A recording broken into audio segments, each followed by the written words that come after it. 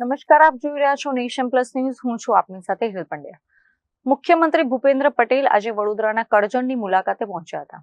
કરજણના કંડારી પાસે નવનિર્મિત હિટાચી એનર્જીની અદ્યતન પાવર ટ્રાન્સફોર્મર ફેક્ટરીનું મુખ્યમંત્રીના હસ્તે ભવ્ય ઉદ્ઘાટન કરવામાં આવ્યું હતું. વડોદરાનું કરજણ હવે ગ્લોબલ ઇન્ડસ્ટ્રીયલ મેપ પર ચમકવા જઈ રહ્યું છે, કારણ કે આજે મુખ્યમંત્રી ભૂપેન્દ્ર પટેલના હસ્તે કરજણના કંડારી પાસે નવનિર્મિત હિટાચી એનર્જીની અદ્યતન પાવર ટ્રાન્સફોર્મર ફેક્ટરીનું ઉદ્ઘાટન કરવામાં આવ્યું છે. આ પ્રસંગે રાજ્યના ચીફ સેક્રેટરી M.K. દાસ, વડોદરાના સાંસદ ડોક્ટર હેમાંગ જોશી, કરજણના ધારાસભ્ય અક્ષય પટેલ તથા હિટાચી કંપનીના ઉચ્ચ અધિકારીઓ ખાસ ઉપસ્થિત રહ્યા હતા.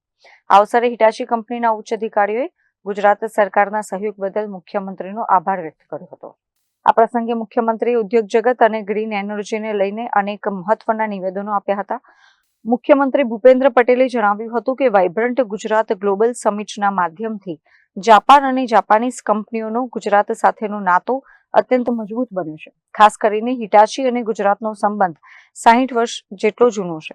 તત્કાલીન મુખ્યમંત્રી અને વર્તમાન PM નરેન્દ્ર મોદીએ ગુજરાતને દેશના ઇલેક્ટ્રિક સ્ટેટ તરીકે સ્થાપિત કર્યું હતું, જેનો જ્વલંત નમૂનો છે કે આજે ગ્રીન એનર્જી અને રિન્યુએબલ એનર્જીના ક્ષેત્રમાં ગુજરાત દેશભરમાં અગ્રીમ હરોળમાં છે.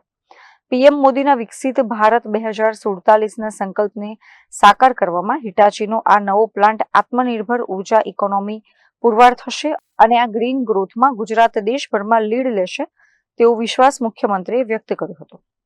કેમેરામેન નવનીત પરમાર સાથે Chirag Patel, Nation plus news, Vadodara.